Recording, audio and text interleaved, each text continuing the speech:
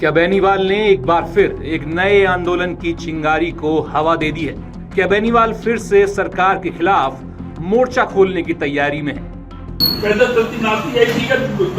इस आंदोलन को हल्के में नहीं ले, कहीं ये चिंगारी पूरे राजस्थान के अंदर बहुत बड़ा तूफान नहीं खड़ा कर दे।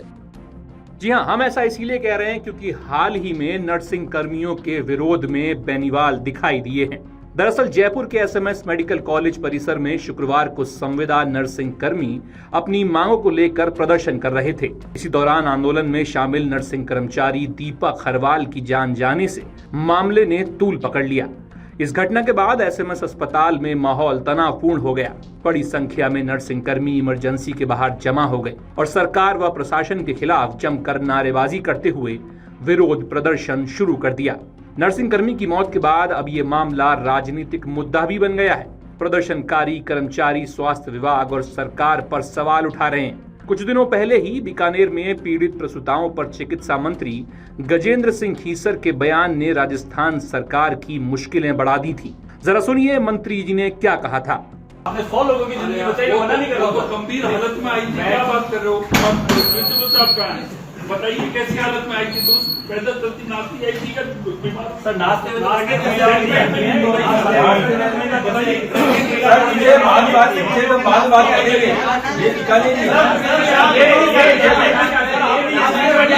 वहीं अब इस पूरे मामले को लेकर आरएलपी प्रमुख हनुमान बेनीवाल भी जयपुर पहुंचे और मृतक नर्सिंग कर्मी के परिवार से मुलाकात की।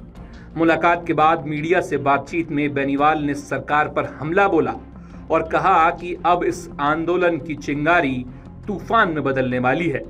जरा सुनिए बेनीवाल ने सरकार को क्या अल्टीमेटम दिया है।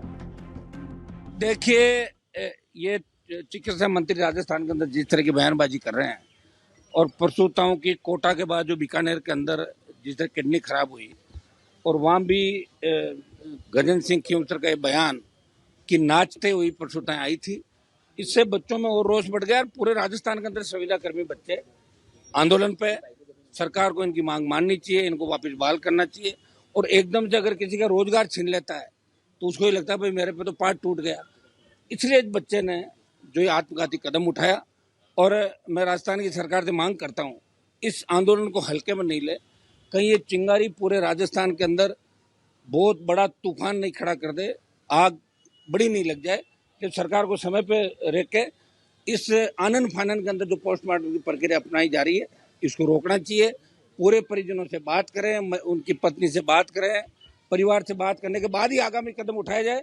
और जितने भी परिजनों की डिमांड है उन पूरी डिमांड पे आप लोग सरकार बात करें, संवेदनशीलता दिखाए और गजेंद्र खीसर को हटाने की राष्ट्रीय लोकतांत्रिक पार्टी मांग करती है।